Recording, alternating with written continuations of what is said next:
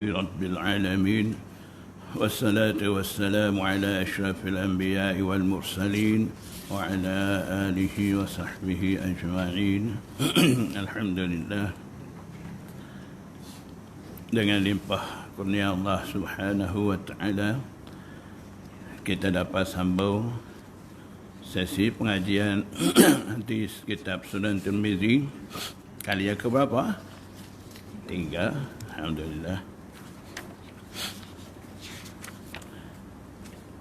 Jadi itu sebab setengah-setengah tu tidak ada sanad daripada awal kan.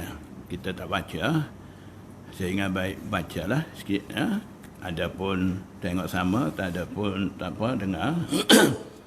Jadi sanad bagi kitab Sunan Tirmizi di sini ada permulaan sanadnya. Akhbarana Syekh Abul Fathi Abdul Malik ibn Abil Qasim Abdullah ibn Abi Sahlin Al-Harawi Al-Karuhi fil ashr al-awwal min Dzil Hijjah sanata 47 wa 500 bi Makkah syarafaha Allah wa ana asma'u. Maksudnya akhbarana Syekh Abul Fathi wal hala ana asma'u. Jadi Syekh tengah riwayat hadis-hadis ni saya dengar. Jadi yang kata akhbarana Syekh Abul Fath ni Tabarzat Baghdadi, dialah yang riwayat Sunan Tirmizi, Syekh Umar bin Tabarzat al-Baghdadi. Akhbarana Syekh qailuhu Syekh Umar bin Tabarzat al-Baghdadi, dia tu tilmiz Abil Fatah tu.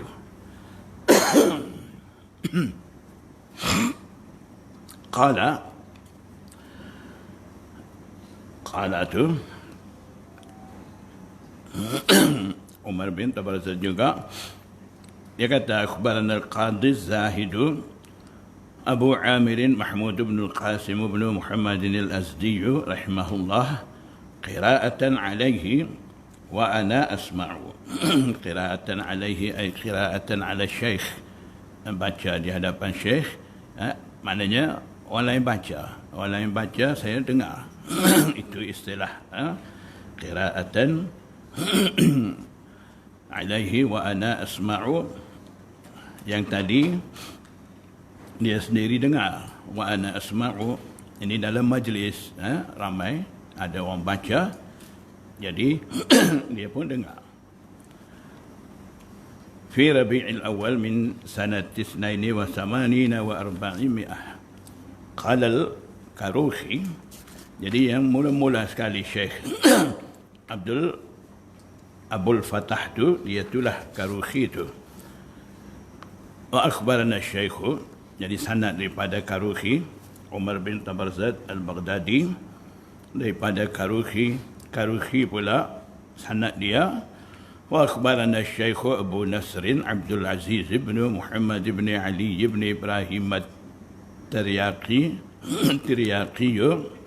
wa Syekh Abu Bakr Ahmad ibn Abdul Samad ibn al-Fadl ibn Abi Hamid al-Ghawraji rahimahumullahu ta'ala qira'atan alaihima wa ana asma'u fi Rabi'il Akhir min sanati 81 wa 400.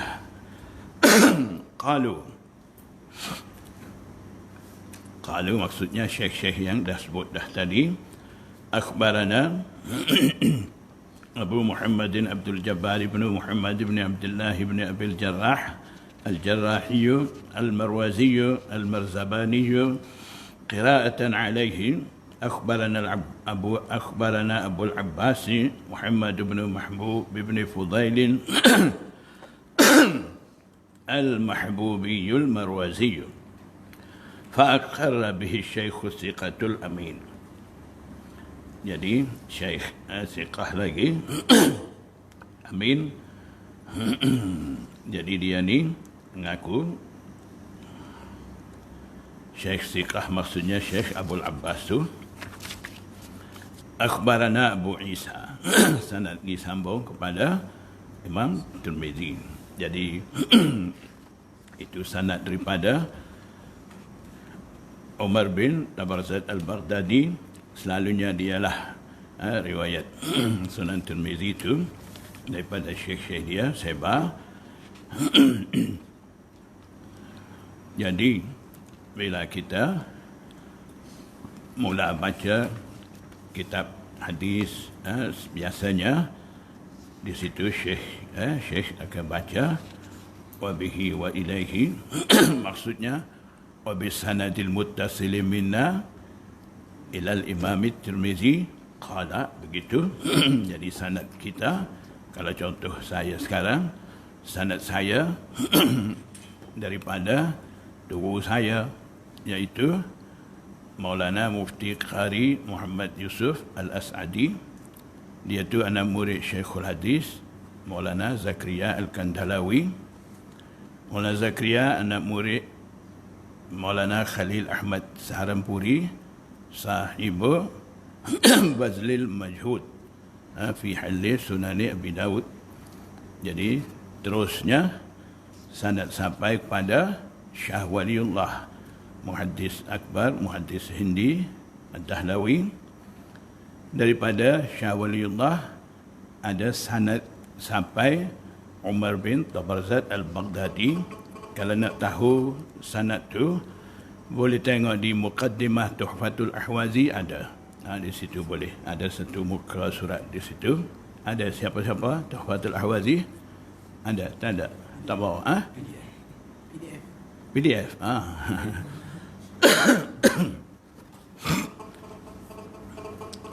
Dapat lepas ni, bila buka nak balik dah Mesir, saya bagilah ijazah. Sekarang tak bagi lagi. Ni ada rakaman pun dah kurang orang. Kalau dah bagi ijazah, tak mai dah.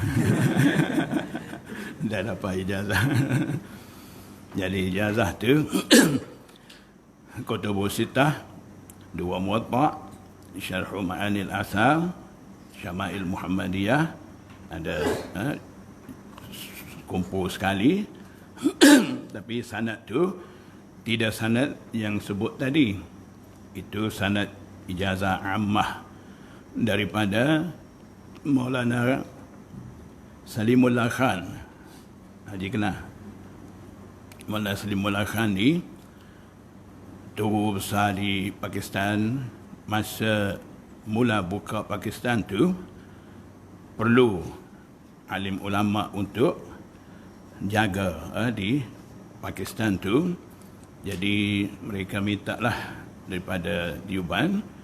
Jadi ulama Deoban masa tu pilih pertama Maulana Mufti Muhammad Syafiq. Dia tu ayah kepada Maulana Mufti Muhammad Rafi Usmani, sekarang ni Mufti Azam Pakistan. Ayah dia. Dan juga ayah pada Mufti Taqi Usmani. Itu masyhur. Ada kitab Fathul Mulhim Syarah Sahih Muslim. Minum manis itu sikit. Fathul Mulhim Syarah Sahih Muslim, yang tulis syarah tu mula-mulanya daripada mula sampai Kitabun Nikah. Itu Maulana Syabir Ahmad Usmani. Dia tu sebaya sekali dengan Maulana Mufti Muhammad Syafiq yang Mufti Azam Pakistan tu. Dia pun ulama Deoban terkenal. Sekalilah Maulana Salimullah Khan yang saya akan bagi ijazah ammah pun, masa tu mereka satu grup dihantar mai di Pakistan. Maulana Mufti Muhammad Syafiq dilantik jadi Mufti Azam Pakistan. Maulana Syabir Ahmad Usmani, Maulana Salimullah Khan, mereka ni mengajar Darul Ulum Karachi. Jadi Mufti Azam sekarang, Mufti Syafiq, Mufti Taqi ni anak murid mereka. Jadi Mufti Taqi itu hijrah Pakistan, umur dia dalam 9 tahun. Mufti Syafiq yang Mufti Azam Pakistan sekarang ni umur 11-12 tahun begitu. Jadi mereka belajar di Darul Ulum Karachi, jadi alim, hafiz, mufti, syekhul tafsir, syekhul hadis, macam-macam, mufti qadi besar seluruh Pakistan, itu mufti taqi itu. Jadi Maulana Syabir Ahmad Usmani dia tulis syarah Sahih Muslim Fathul Mulhim tu sampai kitabun nikah tu dia meninggal. Pernah saya baca dalam satu kitab Syekh Yusuf Qardawi, dia mengajar Sahih Muslim selepas maghrib, ada masjid di Mesir tu. Dia nak mengajar tu, katanya Syekh Yusuf Qardawi dia mutalaah untuk mengajar malam tu. Dia ambillah beberapa syarah Sahih Muslim, dia mutalaah. Bila dia dapat Fathul Mulhim tu, syarah Sahih Muslim Maulana Syabir Ahmad Usmani tu, dia kata dia tak perlu sangat ambil baca banyak syarah-syarah, satu tu cukup bagi dia. Lepas pada tu, bila sampai kitabun nikah, jadi apa?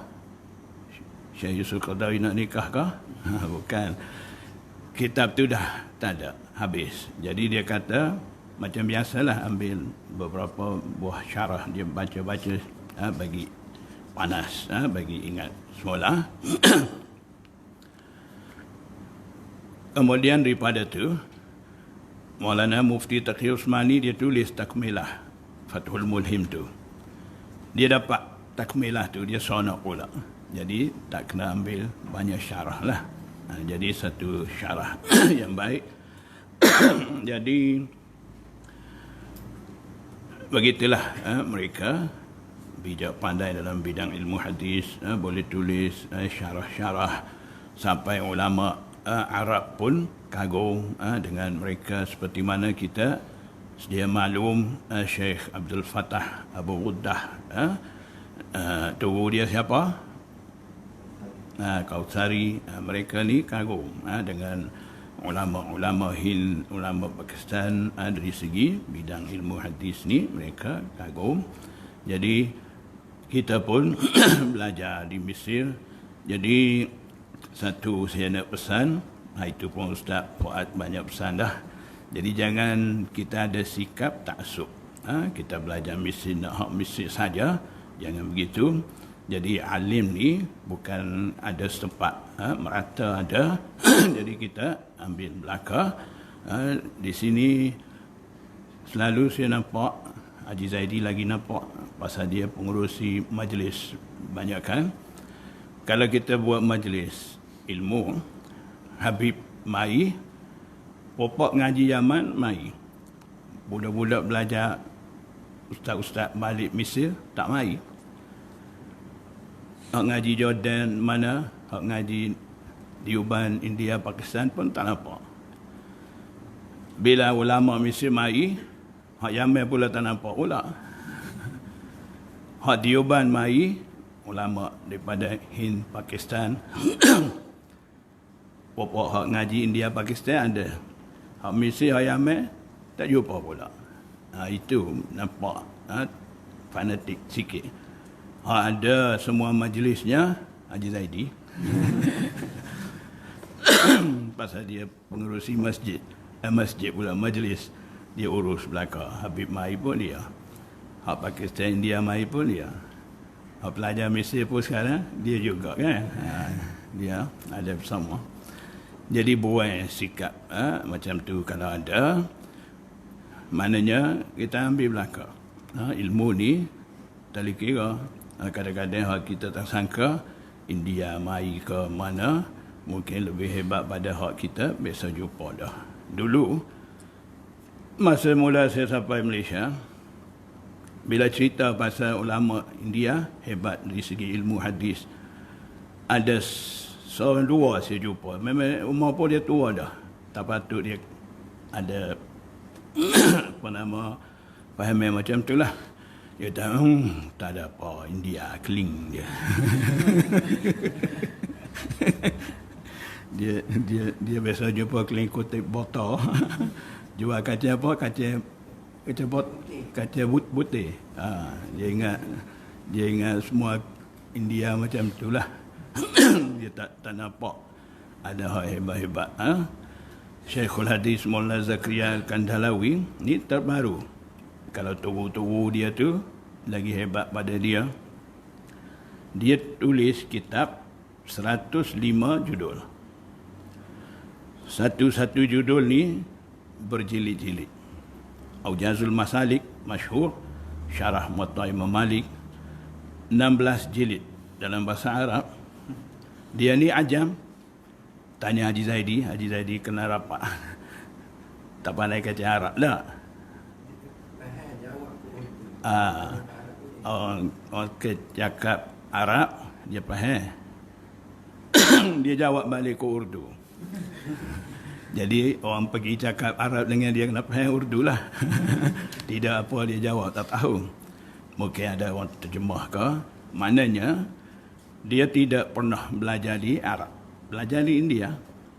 Menulis Arab, sastra bahasa Arab dia dah belajar.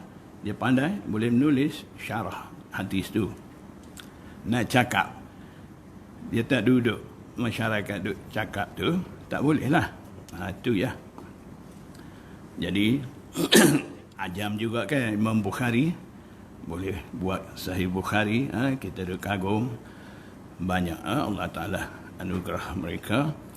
Jadi kitab dia tu Aujazul Masalik tu bila sampai pergi bumi Hijaz, ulama Hijaz kata kalaulah Syekh Zakaria ni dia tak tulis di mukaddimah kitab tu dia ni orang daripada Hind bermazhab Hanafi, kita ulama Hijaz akan anggap dia ni ulama Hijaz bermazhab Maliki.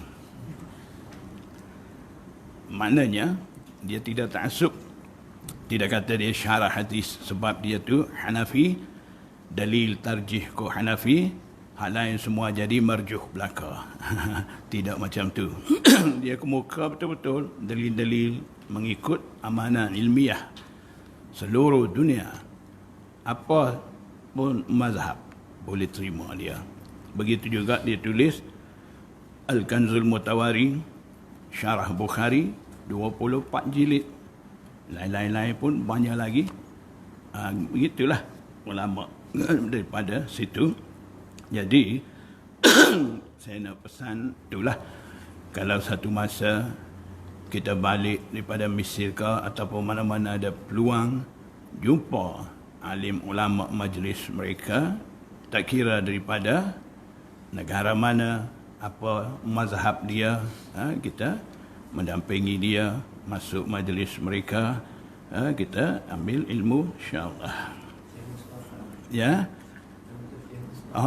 Contoh orang Mesir juga Syekh Mustafa. Dia tu doktor dah masa dia pergi belajar tu. Doktor perubatan dah. Sebab dia minat tabligh dakwah, dia pergi. Mungkin dia pergi khususi jumpa Maulana Abdul Hasan Ali An-Nadwi. Itu pun serupa tu juga. Tak pernah belajar di Arab. Tapi sastra bahasa Arab dia tinggi. Sampai ulama Arab pun kagum dengan dia. Jadi Syekh Mustafa ni jumpa dengan Maulana Abdul Hasan Ali Nadwi tu, dia kagumlah. Lepas tu dia pun minat nak belajar agama. Kata adik dia duk belajar situ dah. Tu. Bukan. Lepas pada tu dia habis khuruj tabligh tu, dia balik mai Pakistan belajar. Di India, Lucknow. Ya. Jadi dia Arab dah. Baca Arab boleh faham. Syekh pula hebat mengajar dia, Maulana Abdul Hasan Ali Nadwi. Sekejap dia pandai sampai sekarang ni. Satu orang murabbi syekh terkenal, muhaddis, begitulah. Kalau dia kira dia ni orang Mesir, buat apa ni India punya. Keling pandai apa. Kalau kira begitu, dia belajar di Mesir saja, boleh juga. Tapi lain-lain ilmu, pengalaman. Jadi dia dapatlah. Orang Mesir pun dapat. Daripada Lucknow, Kokok Maulana Abdul Hasan Ali Nadwi pun dia boleh. Jadi sekarang ni, mana-mana dia pergi, semua pihak terima, sambut dengan baik. Itu.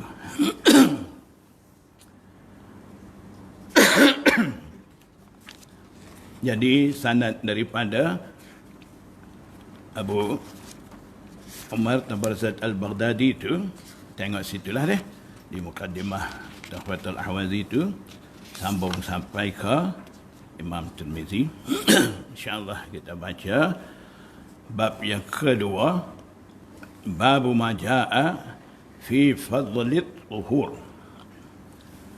Bab berkenaan dengan fadl, kelebihan taharah, suci, ambil air semayang. Ada kelebihan dia. Haddatsana Ishaq bin Musa al-Ansari. Jadi di sini Imam Tirmizi dia sebut nama lengkap Ishaq bin Musa al-Ansari. Kemudian daripada ni mungkin kita jumpa Imam Tirmizi sebut haddatsana al-Ansari sahaja. Jadi kalaulah jumpa dalam Sunan Tirmizi haddatsana al-Ansari, tidak ada orang lain, dialah Ishaq bin Musa. Jadi syuyukh, antara syuyukh Imam Tirmizi ada gelaran al-Ansari ni Syekh ni seorang, Ishaq bin Musa al-Ansari. Qala haddatsana Ma'nu bin Isa haddatsana Malik bin Anas tahwil lil isnad wa haddatsana Qutaibah bin Malik an Suhail bin Abi Salih an Malik wa haddatsana Qutaibah an Malik an Suhail bin Abi Salih an abihi, ayah Suhail iaitu Abi Salih. Dia riwayat daripada an Nabi Hurairah qala. Jadi ada tahwilul lil isnad. Minggu dulu dah bagi tahu di situ ada dua sanad. Imam hadis biasanya kalau dua sanad tu ada tepat bertemu sanad, mana-mana rawi, dia akan bawa cara ni. Satu sanad dia tulis, lepas tu di mana sanad tu bertemu, selepas nama rawi tu akan letak ha. Jadi kita kena faham di sini tepat temu sanad tu selalunya rawi sebelum ha tu. Jadi tengok sanad pertama Ishaq, di situ ada Malik bin Anas. Sanad kedua Qutaibah. Imam Tirmizi riwayat hadis ni daripada dua orang syekh, Ishaq dan Qutaibah. Qutaibah riwayat daripada Malik. Jadi mana sanad nazil, sanad Ali, Qutaibah. Qutaibah direct daripada Malik. Ishaq, antara Ishaq dan Imam Malik ni ada Ma'an bin Isa.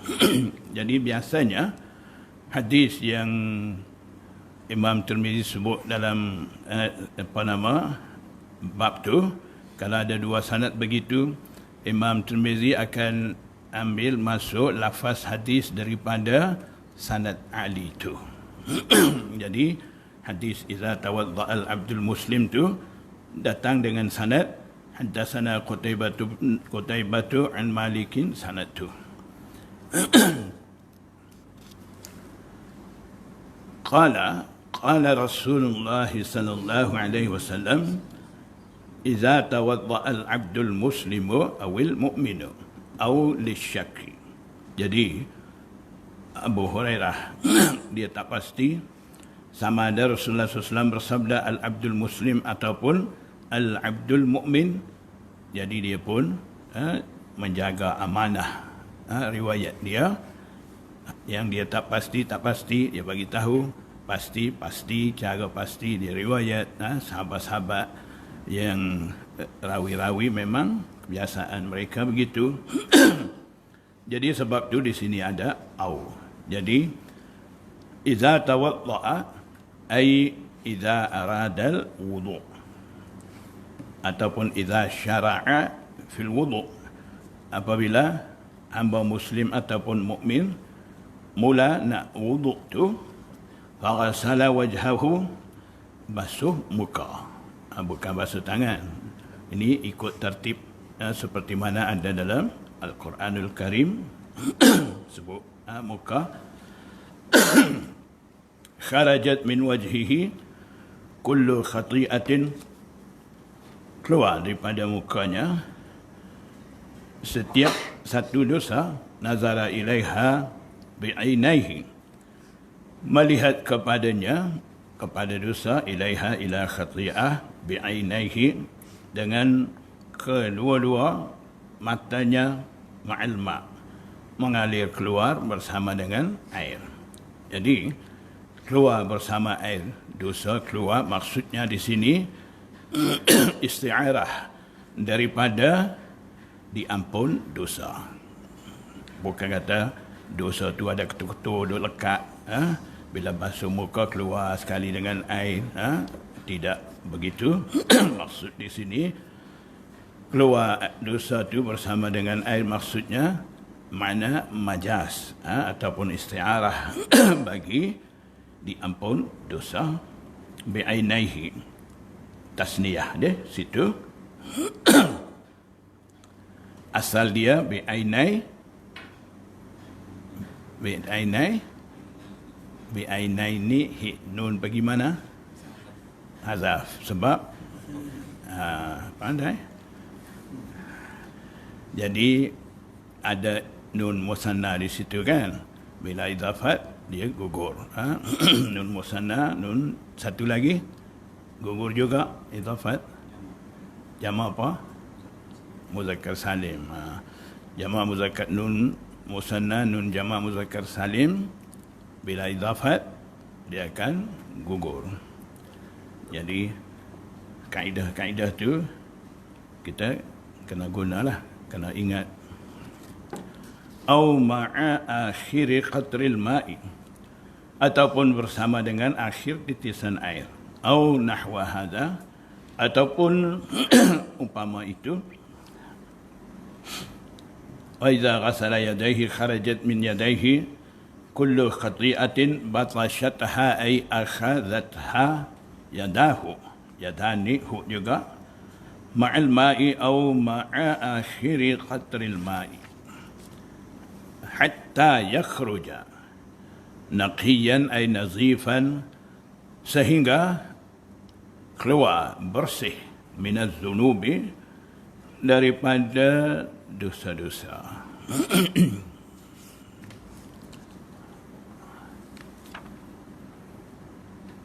Jadi keluar dosa apa? Diampun dosa, dosa kecil. Dosa besar ni ada syarat dia, illa man taba, kecuali mereka yang bertaubat. Perlu kepada taubat. Itu dosa besar.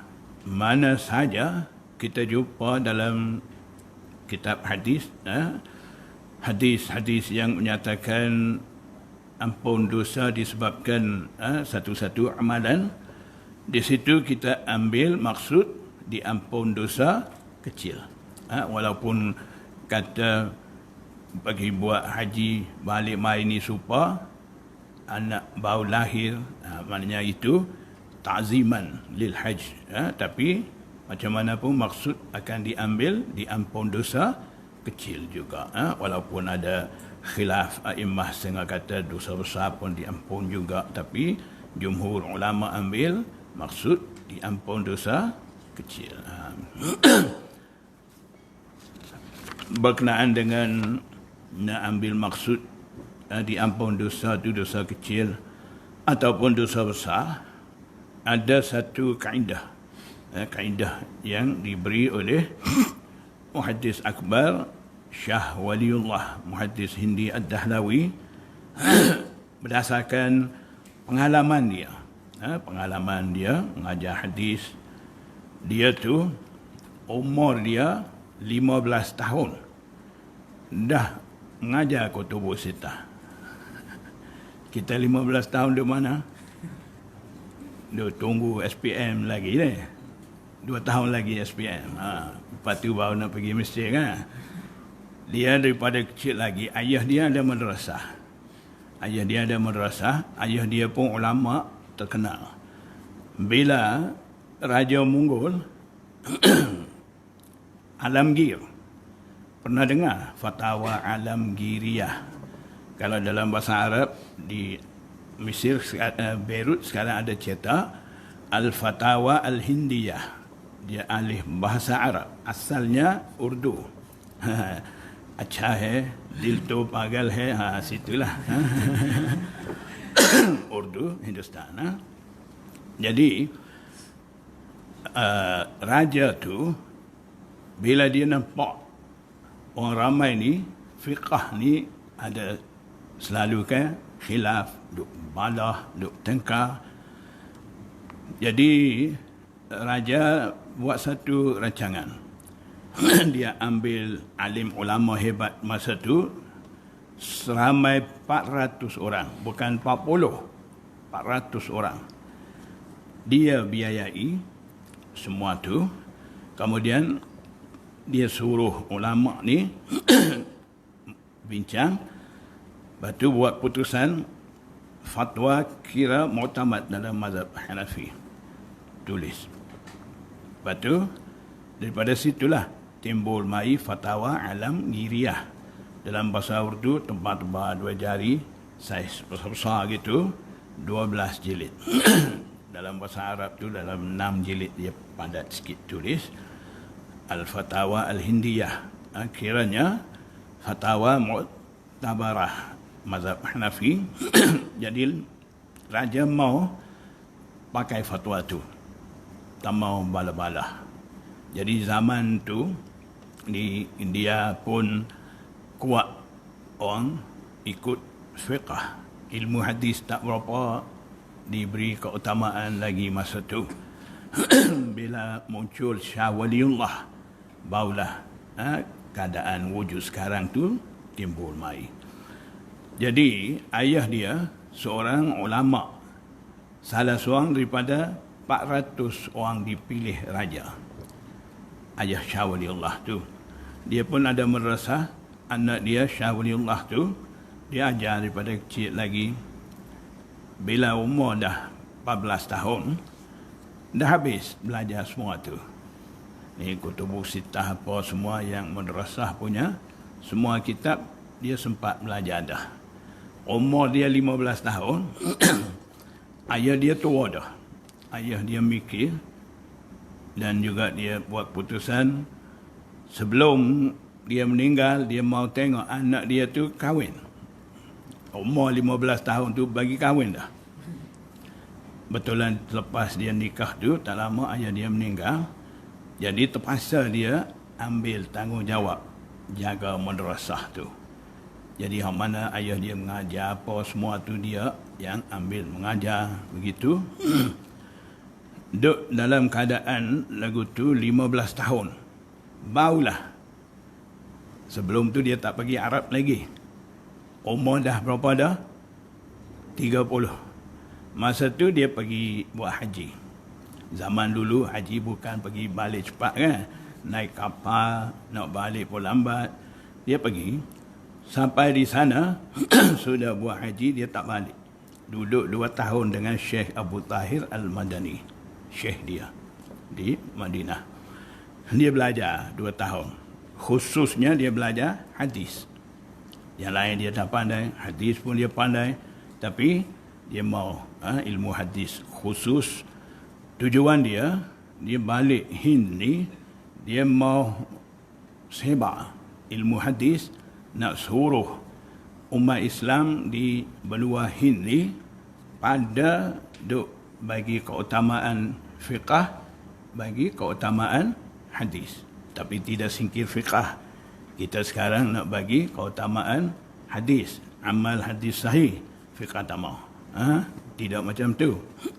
Dia sendiri Hanafi. Dari segi akidah, pelik sikit dia. Asy'ariyah. Semua Ahnaf ni Maturidiyah. Maknanya, tak ada masalah. Tengok, orang pandai betul-betul ilmu hadis, tak jadi masalah dengan Imam Abul Hasan Asy'ari, Imam Mansur Maturidi, Imam Pamazhab, semua tak ada masalah. Yang duk jadi masalah ni siapa? Kita metah-metah ni. Jadi bila dia duduk dengan Abu Tahir Al-Madani 2 tahun dia belajar. Syekh Abu Tahir Al-Madani kata apa? Pengakuan daripada Syekh tu. Syah Waliullah ni dia ambil daripada aku ilmu riwayatul hadis. Aku pula dapat daripada Syah Waliullah dirayatul hadis. Syekh dia mengaku. Jadi maknanya masa dia menghadap Syekh Abu Tahir Al-Madani itu, kefahaman hadis ni memang dah tinggi. Dah cukup, dah lengkap. Itu pun dia jadi anak murid orang lagi. Contoh baik.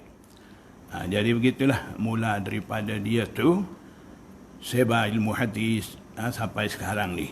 Ulama Hind mereka utamakan ilmu hadis, yang lain-lain semua pun kekal.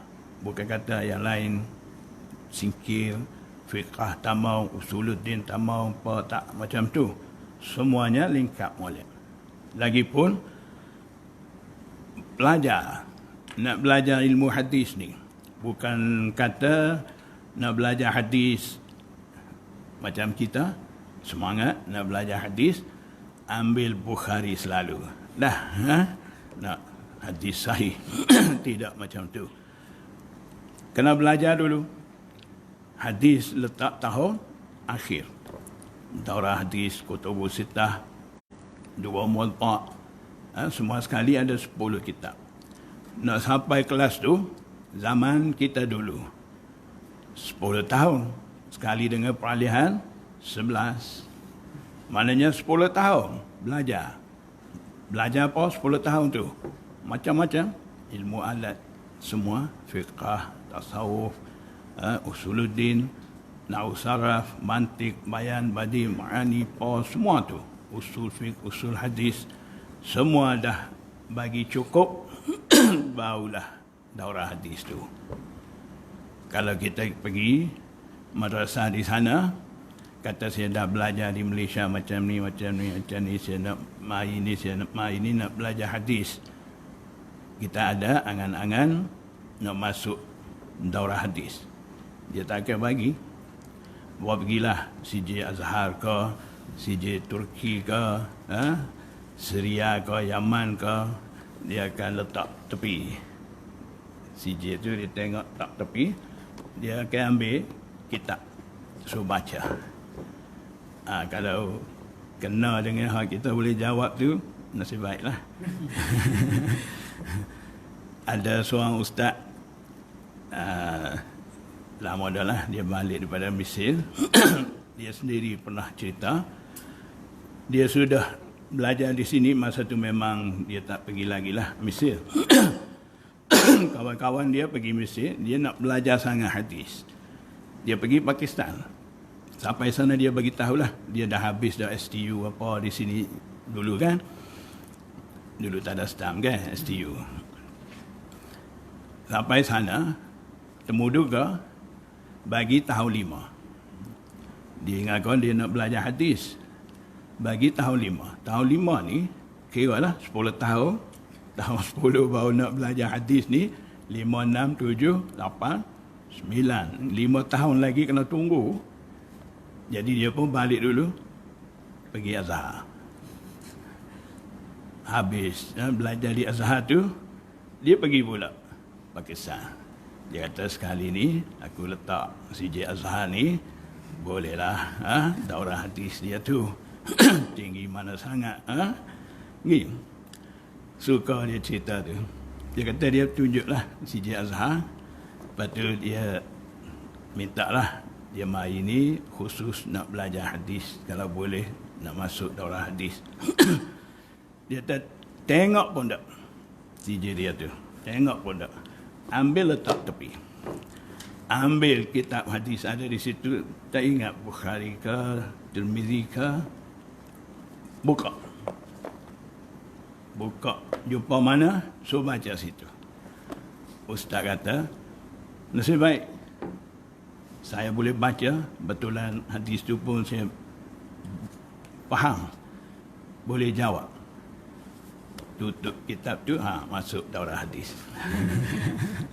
Dia style lagu tu di situ. Jadi maksud belajar hadis, mengajar hadis, cara di sana memang begitu. Dia nak sebelum belajar hadis ni, pelajar ni dah lengkap semua tu. Barulah bila belajar hadis dia tidak celaru fikiran. Cara belajar tu kena betul macam tu.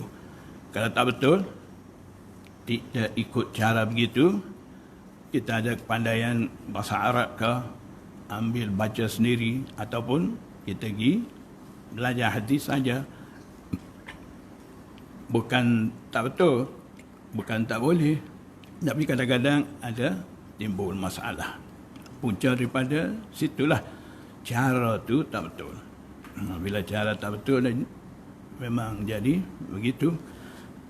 Jadi bila Syah Waliullah tu, dia belajar cara betul. Cara betul macam mana? Ayah dia dah ajar daripada asas sampai habis semua bidang ilmu. Kemudian ajar hadis. Jumpa pula dengan Syekh Abu Tahir Madani. Jadi dia balik buka pengajian hadis, tapi tidak singkir mazhab Hanafi. Ulama Diyuban memang ilmu hadis ni satu ilmu mereka memberi keutamaan dengan ilmu hadis tu. Semuanya Hanafi belaka. Kalau kita belajar dengan syekh-syekh macam tu, kita belajar dulu pun macam tu lah. Di Myanmar pun sama sistem Diyuban ni, daripada peralihan sampai sudah semua kitab, sistem sama. Syekh-syekh kita pun belajar di sana juga, di Diyuban, Saharanpur. Jadi bila kita baca hadis, biasanya mereka akan hurai hadis, kemudian akan kemuka pandangan imam-imam mazhab, tapi akhirnya kukuk mana pun tarjih mazhab Hanafi. Itu biasalah. Kalau syekh tu Syafi'i, dia akan tarjih Syafi'i. Jadi kita kena faham di situ, satu, belajar tak apa. Syekh tu tarjih kok mana-mana pun tak jadi masalah. Kita jangan bawa masalah. Setengah tu belajar dengan syekh, dia tarjih Hanafi, jadi dia nampak di situ dalil Hanafi ni kuat, dalil imam lain tak kuat. Dia ingat situ. Lepas tu balik mai Malaysia, dia bawa yang tu juga. Apa jadi? Dengan masyarakat Melayu dah jadi masalah. Bila dia berbalik fahaman tu, tarjih dalil-dalil mazhab Hanafi kuat tu, seolah-olah condemn mazhab Syafi'i. Jadi ustaz yang pergi dengan CJ Azhar, saya cerita tadi, dia cerita, dia tersedak tengah dia duduk mengajar hadis, tengah duduk syarah mazhab-mazhab ni, memang sedap dengar. Tapi akhir sekali bila dia nak tarjih ni, hak Hanafi dia ni, kita pelajar Malaysia semua ni duduk gini, tunduk kepala, tak boleh nak angkat kepala, dia rak habis. Hak Syafi'i rak habis. Jadi dia tunduk kepala, tahan gitu. Tapi dia tu okey, balik mai tak jadi begitulah. Boleh dengan masyarakat elok-elok. Jadi begitulah. Tarjih kok mana-mana pun tak masalah. Tapi kita bila balik mai ni, kita kena pandai. Pandai macam mana? Biar kita boleh sesuai diri dengan masyarakat. Masyarakat duk amal Syafi'i, kita jangan duk tarjih Hanafi. Kita belajar mai tepat tarjih Hambali. Mai sini nak bawa cara tu, timbul masalah. Jadi kita kena bijak. Satu, saya nak pesan, kita ni pengikut Rasulullah sallallahu alaihi wasallam. Kita jangan lupa cara Rasulullah tu. Yang mana? Bila Rasulullah sallallahu alaihi wasallam muncul di Mekah sebagai seorang nabi dan rasul, Di mana? Di kalangan masyarakat jahiliyah. Bila Rasulullah SAW muncul di situ, masyarakat jahiliyah dah jadi apa? Dah jadi baik. Masuk Islam, jadi sahabat-sahabat, dimulia oleh Allah Subhanahu wa taala. Nabi SAW usaha dengan cara apa? Dengan membawa Quran Sunnah juga, wahyu daripada Allah, dan aqwal, af'al, akhlak daripada dia, yang kita kata Quran, hadis juga. Nabi bawa Quran, hadis. Bila pergi Madinah, bawa pergi apa? Tak sempat bawa apa, cabut. Daripada Mekah tu, dengan Abu Bakar As-Siddiq, bawa apa? Bawa Quran Sunnah juga. Masuk masyarakat Aus Khazraj, duk bala berapa tahun? Bertahun-tahun duk bala. Bila Nabi masuk dengan Quran Sunnah tu, dah jadi apa? Dah jadi saudara. Jadi bawa Quran Sunnah di Mekah, masyarakat jahiliyah dah ubah jadi masyarakat salihah, salih.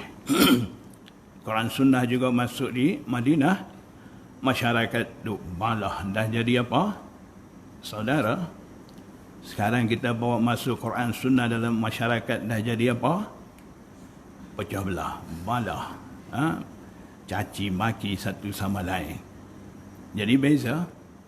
Jadi pada nak semak hadis, baik kita semak diri sendiri dulu.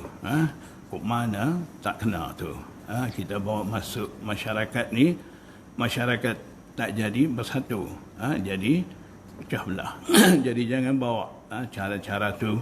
Jadi itulah seperti mana tadi kita belajar. Syekh tu tarjih kok mazhab mana-mana pun tak jadi masalah.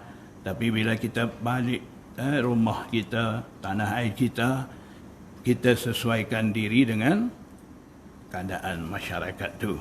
Bukan kata masyarakat dia buat tak betul pun kita ikut. Tak macam tu. Maknanya kita bawa yang betul, yang tidak bercanggah sangat dengan masyarakat tu. Jadi Syah Waliullah, bila dia balik daripada 2 tahun dia duduk belajar dengan Syekh Abu Tahir Al-Madani, dia boleh sesuaikan diri dengan keadaan di India tu, bawa ilmu hadis. Di sana dia amal mazhab Hanafi, kekal mazhab Hanafi. Bukan kata pandai mai hadis balik rak habis mazhab Hanafi punya, tak macam tu. Jadi kekal ilmu dia. Daripada situlah wujud mai ni ulama Dioban ni, ilmu Syah Waliullah. Kalau nak tahu lanjut, nanti ada masa macam bau ni buat majlis santai, minta Haji Zaidi cerita, dia tahu banyak.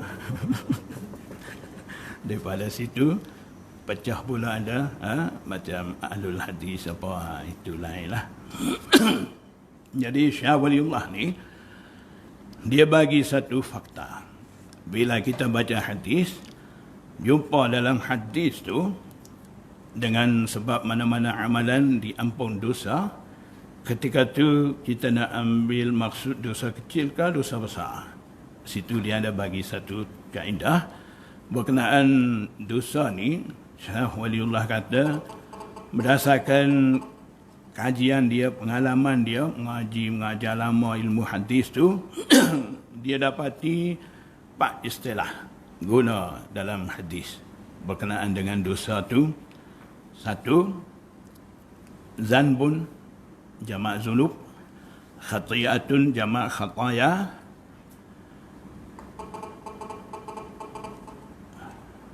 sayyi'atun jamak sayyi'at, kan? Maksiyah jamak dia ma'asi.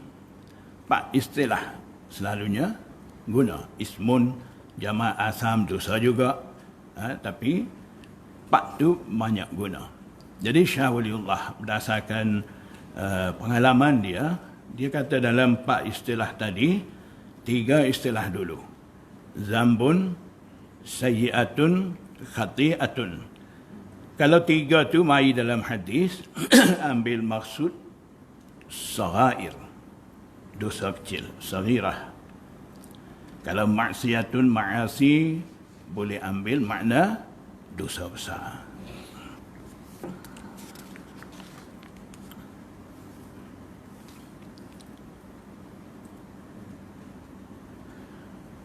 Qala Abu Isa Imam Tirmizi kata hadza haditsun hasanun sahihun, ini adalah sebuah hadis hasan lagi sahih.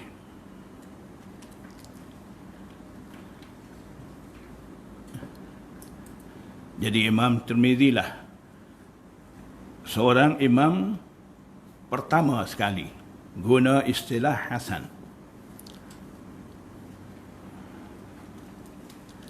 Sebelum Imam Tirmizi guna istilah hasan ni, dua hadis itu sahih, tidak dhaif.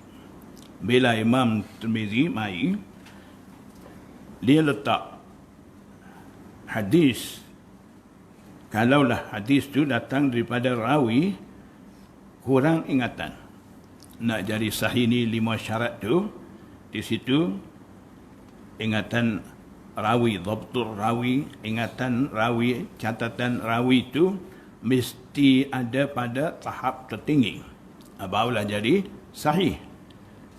Kalau ingatan rawi itu kurang, dhabtur rawi itu kurang, dulu sebelum pada Imam Tirmizi mereka letak selalu dhaif. Bila Imam Tirmizi mai dia letak daripada kurang ingatan tu hasan, muttaham bil kadhib, barulah jika ingatan tu terlalu kurang sangat. Kalau setakat lupa sikit-sikit tu, itu kira hasan lagi.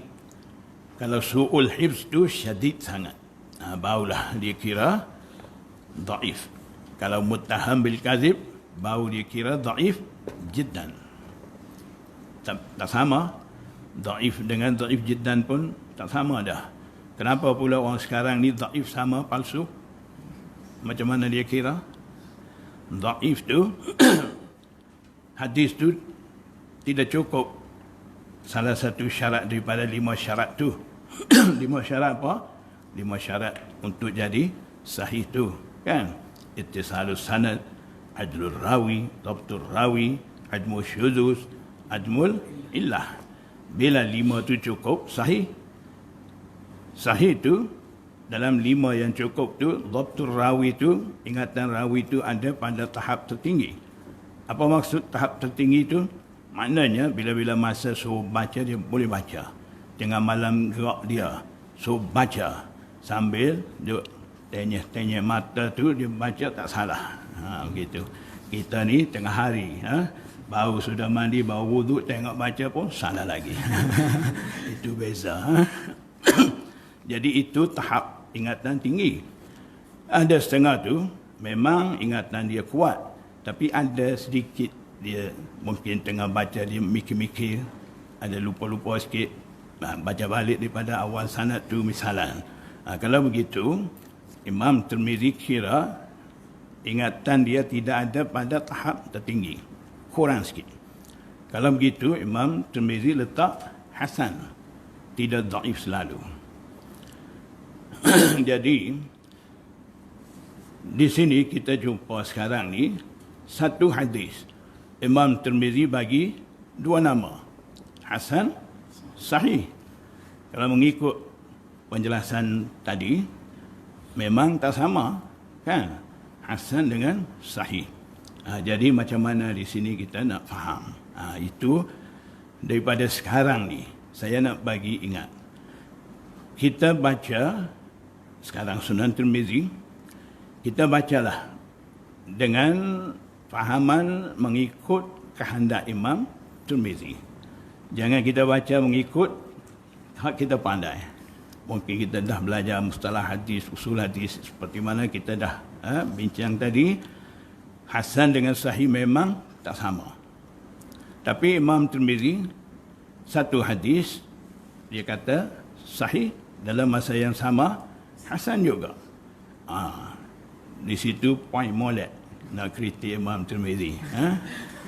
Apa Imam Tirmizi ni tak faham, dia ni tak belajar mustalah hadis. Kita dah belajar mustalah hadis pun tahu dah hasan dengan sahih ni tak sama. Dia ni mari letak sama.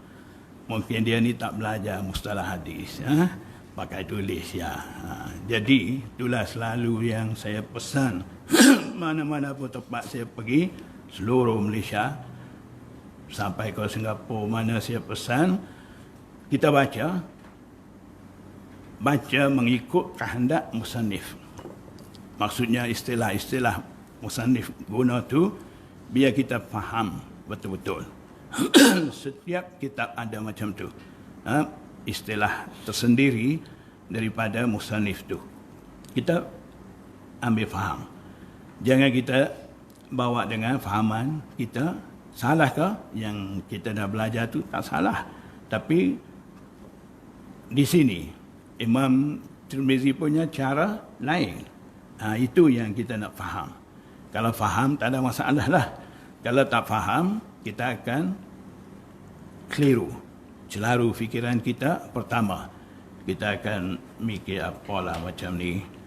Kalau jenis kata mulut ni, Imam Tirmizi pun tak betul kot.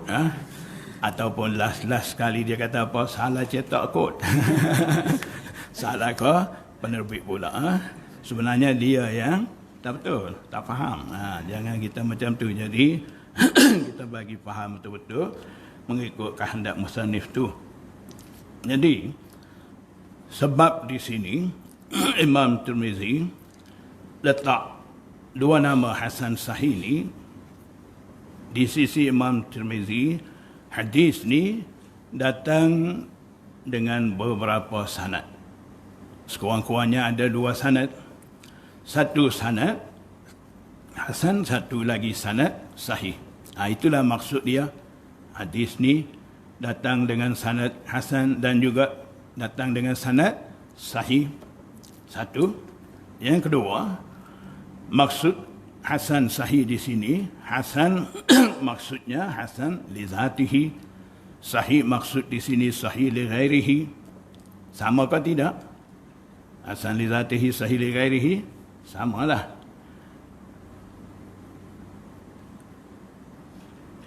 Satu lagi, ada lagi, tiga semua. Yang ketiga, Imam Tirmizi kata hadis ni hasan lagi sahih ni, katalah satu sanad saja. Tidak dua tiga sanad, satu sanad saja. Dalam satu sanad tu ada beberapa orang rawi. Rawi-rawi itu taraf darajat mereka ni berbeza. Ada sesetengah rawi dia dah ada pada darajat rawi sahih. Ada setengah tu darajat rawi hasan. Jadi maksud Imam Tirmizi di sini hasan sahih ni satu sanad. Dalam tu ada rawi-rawi ni, sebahagiannya rawi sahih, sebahagiannya rawi hasan. Itulah maksud Imam Tirmizi, hadza hadisun hasanun sahihun tu. Baik. Sekarang kita dah faham maksud Imam Tirmizi. Ada lagi kah kita nak kritik Imam Tirmizi? Tak ada kan? Itulah kita bagi faham kehendak musannif dan istilah-istilah apa yang dia guna tu apa maksud.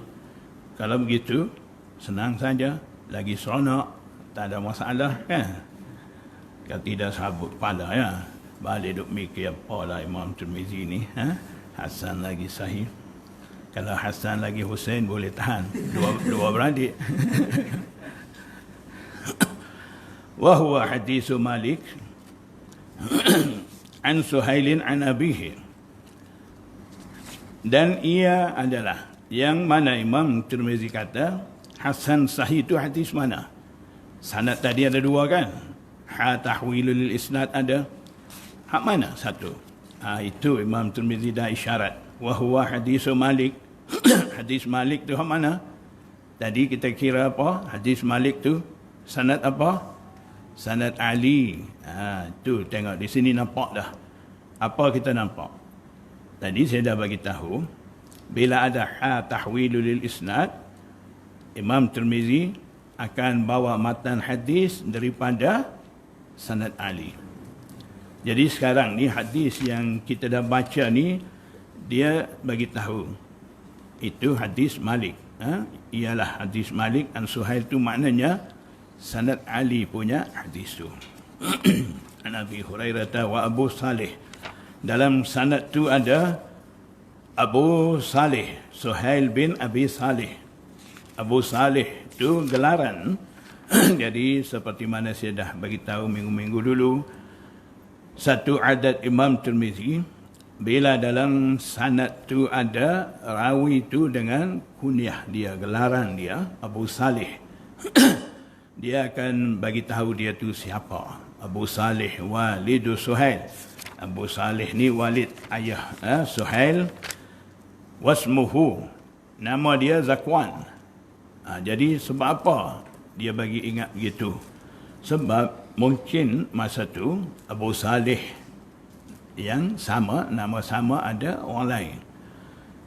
Jadi yang dia maksud Abu Salih ni Zakwan, bukan Ibrahim. Mungkin yang seorang lagi nama Ibrahim. Penting bagi ingat begitu. Sebab apa? Kalau tak bagi ingat begitu, gelaran saja Abu Salih, mungkin selepas daripada Imam Tirmizi, dah lama masa, orang datang kemudian ni, Abu Salih ni ingat Ibrahim tu. Dia tak kenal Zakwan tu. Ibrahim pula tengok-tengok tidak siqah. Jadi akan hukum apa? Dhaif lah. Imam Tirmizi pula tadi bukan sahih saja, hasan lagi. Dua. Jadi balah. Imam Tirmizi dah meninggal, dia duduk balah lagi. Imam Tirmizi tak betul. Jadi benda-benda ni boleh berlaku. Jadi Imam Tirmizi daripada awal-awal dia dah jaga, dah bagi ingat. Wa Abu Hurairah, dan Abu Hurairah ikhtalafu fi ismihi. Abu Hurairah gelaran dia juga. Siapa bagi gelaran tu? Rasulullah sendiri. Sebab apa? Dia suka, sayang kucing, anak kucing. Bila dia pergi masjid, dia buh ni tangan baju, bukan macam ni kan, besar, buh dalam tu dia bawa. Sampai dekat masjid letak tinggal atas pokok. Keluar dia ambil bawa balik. Jadi Nabi bagi tahu Abu Hurairah, bapa anak kucing. Kalau kita di sini gelar orang marah dia. Nabi SAW bagi gelaran macam-macam dengan sahabat. Zulyadain pun ada. Ada macam-macam. Ini gelaran bagi kerana ada kasih sayang. Ikhtalafu fi ismihi. Nama dia banyak. Ulama muhaddisin kata hampir 20 nama. Tahulah siapa bagi, banyak begitu. 20 nama. Tapi yang masyhurnya dua. Faqalu Abdul Syams, hamba matahari. Waqalu Abdullah, ini sedap, hamba Allah, Abdullah bin Amr. Jadi muhaddisin kata Abdul Syams ni nama dia semasa dia belum masuk Islam. Abdullah ni nama selepas daripada dia masuk Islam. Wa hakadha qala Muhammad bin Ismail. Imam Tirmizi dalil dengan pendapat Imam Bukhari yang nama Imam Abu Hurairah, nama sahabat Abu Hurairah Abdul Syams Abdullah bin Amr ni Imam Bukhari yang kata. Jadi banyak begitu. Imam Tirmizi dalam Sunan Tirmizi dia akan bawa dalil-dalil nisbah kepada Imam Bukhari. Kita akan jumpa sesetengah tempat dia tulis Sa'altu Muhammadan. Dia tengah duk menyusun kitab Sunan Tirmizi, ada masalah bagi dia dari segi rawi, dari segi jarah ta'dil, dari segi apa saja. Bila dia ada masalah dia akan rujuk kepada Imam Bukhari khususnya, dan juga kepada Imam Abu Zur'ah, dan juga kepada Imam Darimi. Dia akan rujuk kepada tiga imam tu, tapi banyak sekali dia rujuknya Imam Bukhari. Kita akan jumpa qala Abu Isa Sa'altu Muhammadan. Abu Isa Imam Tirmizi kata, saya tanya kepada Muhammad. Muhammad mana? Dia tak faham hadis. Rasulullah SAW mai dalam BP tanya, sahih ke dhaif? Macam tu kah? Ya. Muhammad maksud Muhammad bin Ismail Al-Bukhari, tu guru dia. Jadi dia tanya. Imam Bukhari jawab. Dia tidak kata, sahih Bukhari aku sudah ada, kau punya Tirmizi buat apa? Tak payahlah. Kau bawa masuk hadis dhaif lagi. Daripada rawi majhul pun ada. Macam-macam masalah. Kau sendiri tak boleh selesai. Duk tanya-tanya aku pun dah letih duk jawab-jawab ni. Bolah. Kelantan kata apa? Bolah. Tirmizi kau tu tak payah tulis lah. Adakah sikap macam tu? Dia bantu. Dia jawab. Jadi bila ada jawapan, Imam Tirmizi tulis, qala Muhammadun. Muhammad bin Ismail Al-Bukhari kata, maknanya jawapan lah tu. Jawapan daripada Imam Bukhari. Wa hadha asahhu. Dan inilah, sanad inilah dianggap paling sahih. Jadi bila mai asahhu ni, seperti mana minggu lepas, minggu dulu dah bagi tahu, kita tengok keadaan sanad tu. Kalau sanad tu memang sahih, seperti mana tadi kita dah tahu, hasan lagi sahih. Kalau begitu asahhu ni boleh kita ambil maksud paling sahih ataupun terlebih sahih. Sebab sanad tu dah sahih dah. Sebelum Imam Tirmizi sebut asahhu, hadzal hadisu asahu syai'in fi hadzal bab, kadang-kadang satu jumlah begitu Imam Tirmizi masuk, kita akan jumpa. Kalau begitu asahu dia sebut, sebelum asahu tu dah ada dalam sanad tu rawi tu dhaif.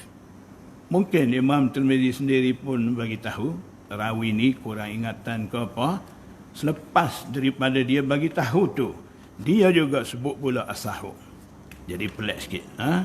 Itulah kena faham uslub, kehendak musannif tu.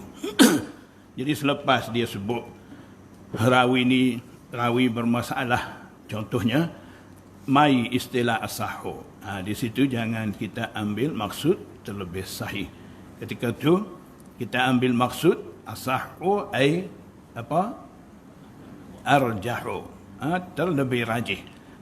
Jadi memang sanad tu ada masalah dhaif, tapi banding dengan sanad lain boleh lagi tarjih sanad tu, sebab dhaif dalam sanad tu kurang berbanding dengan sanad lain. Jadi boleh lagi ambil maksud aqallu dhafan, kurang kedhaifan. Sanad yang Imam Tirmizi masuk sebagai hadis bab ni dhaif, kemudian dia sebut asahu, maknanya aqallu dhafan, kurang kedhaifan. Macam mana nak faham kurang dhaif tu? Sanad tu jadi dhaif disebabkan rawi tu dhaif satu orang. Contoh, sanad yang lain hadis sama, sanad tu ada dua sebab jadi dhaif. Satunya rawi seorang dalam tu dhaif, lepas tu sanad tu munqati', terputus pula. Jadi dhaif dengan dua sebab. Ini jadi dhaif dengan satu sebab. Jadi tidakkah aqallu dhafan?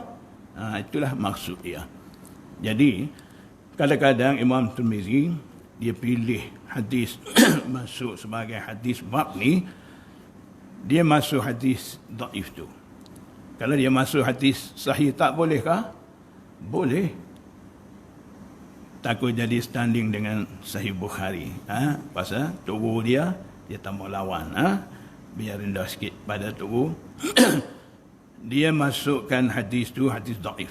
Kalau kita baca makin lama, kita makin jumpa keadaan tu. Sanad hadis bab tu dhaif. Selepas daripada tu, dia masuk sanad sahih. Kemudian dia kata, hadza asahu min hadis, dia akan sebut sanad hadis bab tu. Dalam satu bab tu dia sendiri masuk hadis dhaif sebagai hadis bab, kemudian hadis sahih dia bawa pula. Apa salah kalau hadis sahih tu dia masuk selalu? Kan? Itu kita kena faham uslub dia. Apa sebab dia buat begitu? Bila hadis bab tu dhaif, kemudian dia masuk hadis sahih. Apa dah jadi di situ? Dhaif hadis bab tadi dapat sokongan daripada hadis sahih itu. Al-ahaditsu yuqawwi ba'daha ba'dha. Hadis satu sama lain menguatkan. Jadi hadis sahih menguatkan hadis dhaif. Hadis bab tu dhaif. Hadis bab tu dah jadi apa? Hasan li ghairihi. Tengok cara Imam Tirmizi ni bagi naik darajat hadis. Cara Imam akhir zaman ni bagi turun. Sahih jadi hasan, hasan jadi dhaif, dhaif sama dengan maudhu'. Dhaif dengan dhaif jiddan pun tak sama kan? Kalau sama, kenapa buat banyak istilah? Asing-asing kenapa istilah banyak? Kalau sama, dhaif dengan dhaif jiddan pun dari segi ta'rif, dari segi keadaan sanad tu tak sama. Kenapa pula nak sama dhaif dengan maudhu' tu? Itulah kita kena hati-hati. Jadi cara Imam Tirmizi itulah satu kita boleh kata memang hebat, menaikkan darajat hadis tu.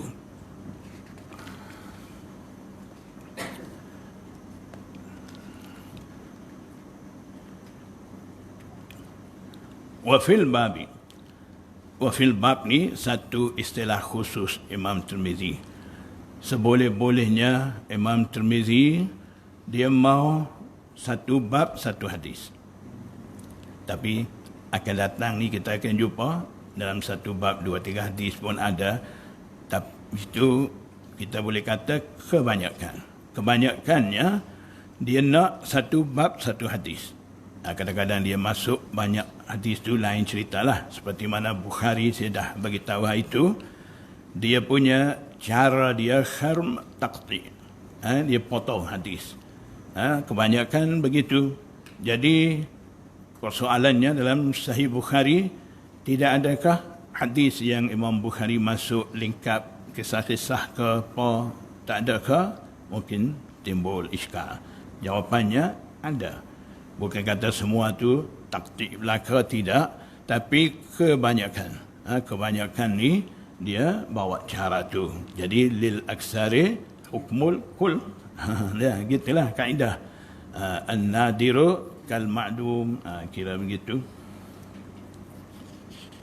Jadi wafil bab ni begitu. Imam Tirmizi satu bab dia akan masukkan satu hadis.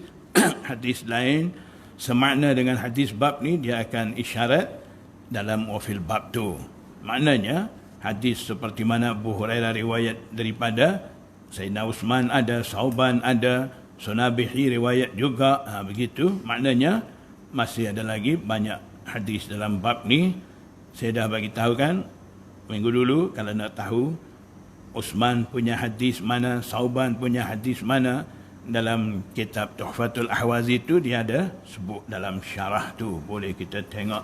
Jadi bila kita tengok, kita akan jumpa di situ maksudnya sama, lebih kurang matan hadis tu beza, itu ya.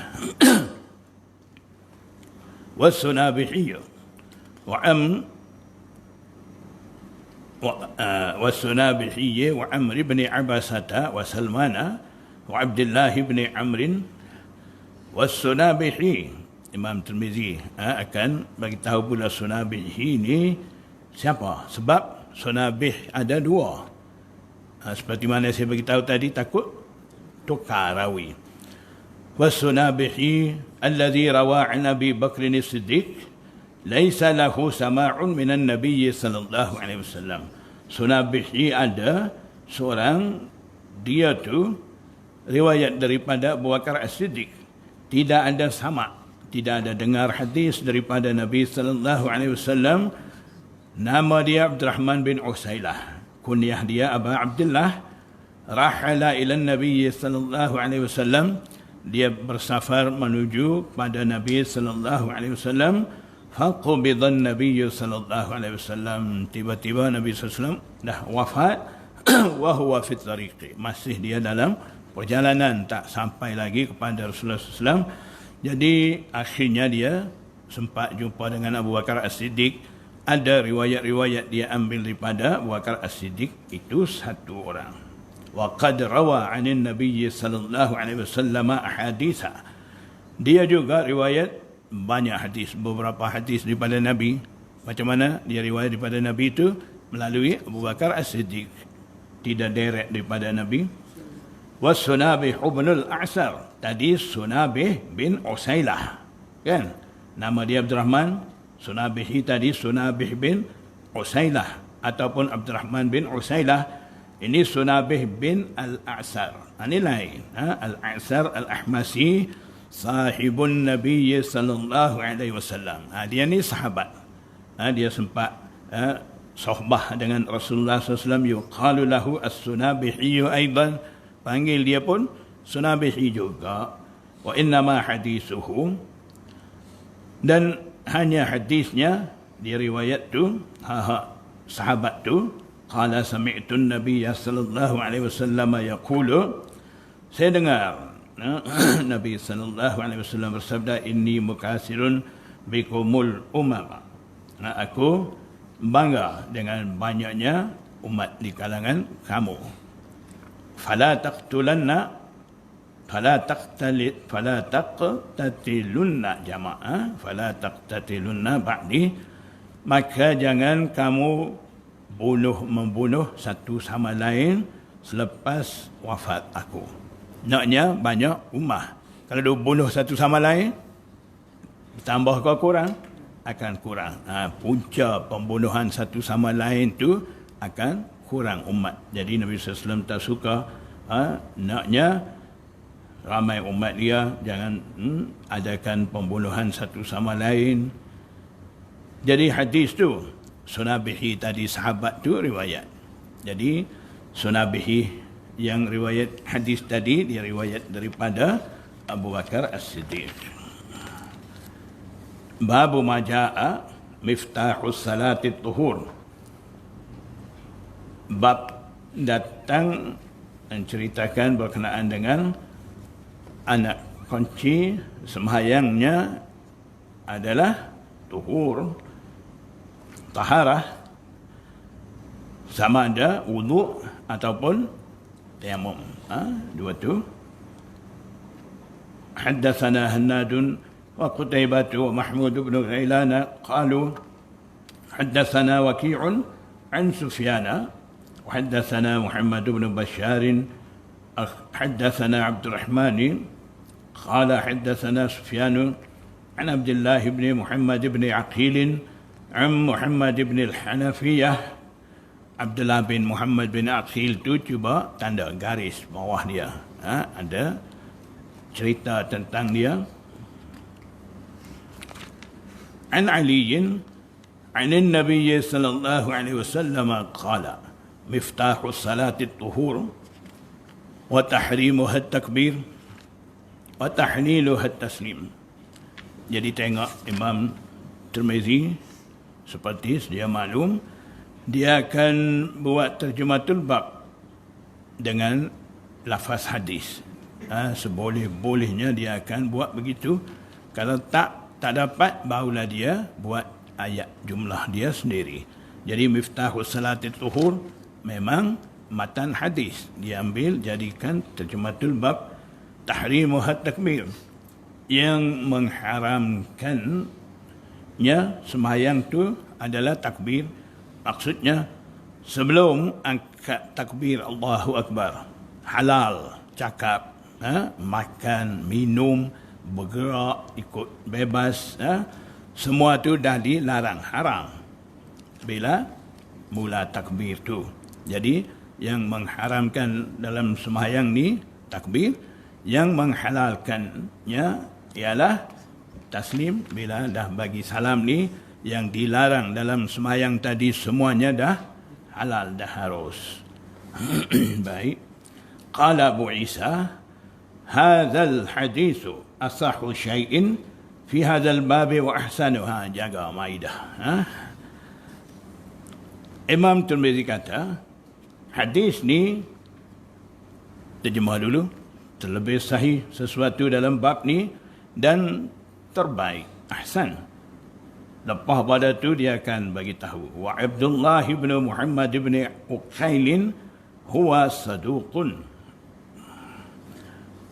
Abdullah bin Muhammad bin Uqail, setengah baca Aqil,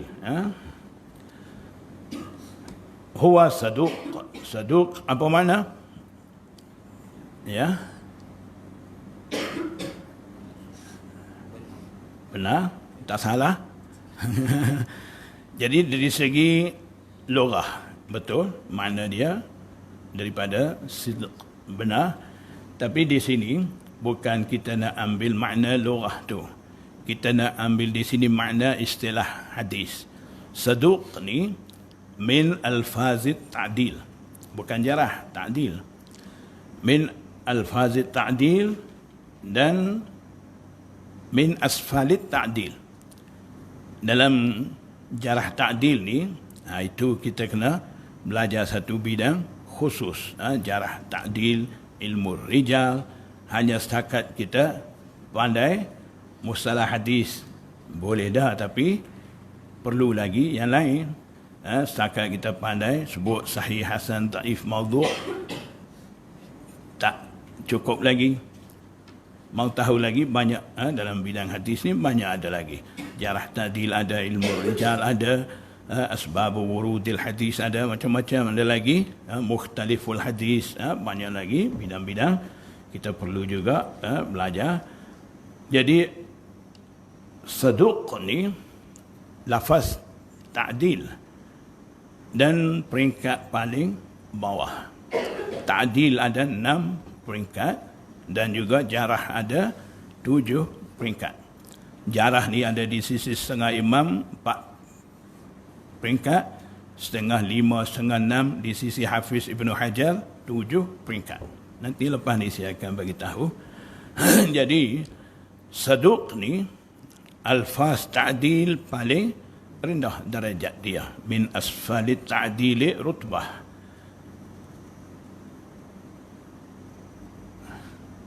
Apa maksud saduq? Dengar baik-baik.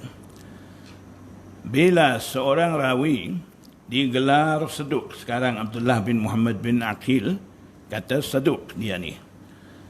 Bila digelar saduq, maknanya rawi Abdullah bin Muhammad bin Aqil tu seorang rawi dari segi qaul dan amalnya adal, siqah. Dan dia tu tidak rawi muttaham bil kadhib. Pertama, dia ni Abdullah bin Muhammad yang kata saduq ni qaul dan amal, rawi itu dikira siqah. Maknanya dia tidak pernah cakap bohong ataupun caci maki, kata-kata huduh sama orang. Di segi qaul dia pun elok, di segi amalan dia jauhi diri daripada dosa besar, dosa kecil. Maknanya qaul dan amal dia tu adal. Adal makna siqah, adal maksud begitu. Dia ni bukan muttaham bil kadhib. Tidak ada imam-imam lain tuduh dia ni pernah berbohong dan sebagainya, tidak ada. Cuma masalah dia, masalah apa? Kurang ingatan. Itu saja. Itu Imam Tirmizi juga ada sebut di sini, waqad takallama fihi ba'du ahli ilmi min qibali hifzihi. Sebahagian ulama berbicara, takallam maksudnya petikai, dari sudut hafazan ingatannya. Petikai macam mana? Setengah imam hadis kata dia ni kurang ingatan, setengah imam hadis kata bukan dia ni kurang ingatan, orang anggap dia ni kurang ingatan. Sudah kerja. Jadi apa akan jadi bila ada khilaf macam tu? Yang imam anggap anggap tu maksudnya dia dapati dari segi kajian dia, dapati rawi ni kurang ingatan. Jadi dia akan letak hadis tu sebagai hadis daif contohnya. Yang setengah kata apa? Bukan dia ni kurang ingatan, orang anggap dia ni kurang ingatan. Kalau begitu, imam yang faham begitu, dia tidak akan letak hadis daripada rawi itu sebagai daif, tidak akan letak daif. Macam itulah jadi khilaf a'immah hadis menentukan hadis sebagai sahih, hasan, daif dan sebagainya. Punca daripada adanya keadaan-keadaan rawi itu jadi berbeza mengikut kajian mereka. Jadi sebab tu kita kena ingat di sini satu, kalau dah ada seorang imam dia kata rawi ni daif ataupun cenderung Syiah, sekarang ni banyak timbulkan isu-isu tu kan, rawi ni Syiiyan, rajulan Syiiyan, Mu'tazilan, macam-macam kan. Jadi bila kita dapat tahu seorang rawi ni imam mana-mana ada sebut masalah dia begini-begini, jangan kita cepat tergesa-gesa ambil keputusan daripada mana-mana seorang saja kita buat keputusan dengan rawi itu. Tengok lagi imam lain buat keputusan macam mana. Dah tengok kita nak buat keputusan macam mana? Ini kata kurang ingatan, ini kata bukan kurang ingatan, orang anggap dia ni kurang ingatan. Cuba kita buat keputusan macam mana sekarang nak buat? Bolehkah? Bukan kerja kita. Jadi siapa boleh buat keputusan? A'immah hadis. Mereka lah akan buat keputusan. Jadi semua keputusan daripada imam-imam ni memang dah ada. Kadang-kadang kita tak jumpa, kita sendiri buat keputusan. Jadi biasanya orang suka begini. Kalau hadis tu orang duk amal, kalau dia jumpa poin satu, boleh kritik dengan rawi, hadis ni daif ni, tak boleh amal. Dia nak begitu. Jangan begitu. Kita tengok dulu. Yang imam dah buat keputusan dengan hadis ni, dia benar. Umat Islam boleh amal dengan hadis ni walaupun kita jumpa hadis tu sebagai hadis daif. Kenapa imam tu benar amal dengan hadis tu? Maknanya kita kena tengok kajian dia tu macam mana. Kita kena duduk tempat dia. Imam tu kaji, buat keputusan macam mana, tengok situ. Kalau kita duduk tempat kita tahu daif satu tu, tak jadi kerja, kita nak buat keputusan masa tu. Itu penting bagi kita. Jadi Imam Tirmizi dah sebut di sini, Abdullah bin Muhammad bin Aqil ni, situ ada berbaris apa? Aqil. Sini ada Uqail, tapi selalunya kita baca Aqil, dalam sini tak ada. Dalam Tuhfatul Ahwazi ada sebut baca Aqil.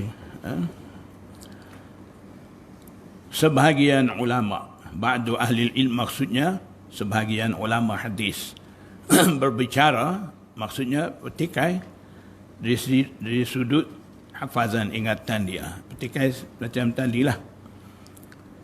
Baik. Sekarang kita dah nampak Abdullah bin Muhammad bin Aqil ni rawi bermasalah. Kalau ada rawi bermasalah, macam mana hadis tu akan jadi asahhu syai'in?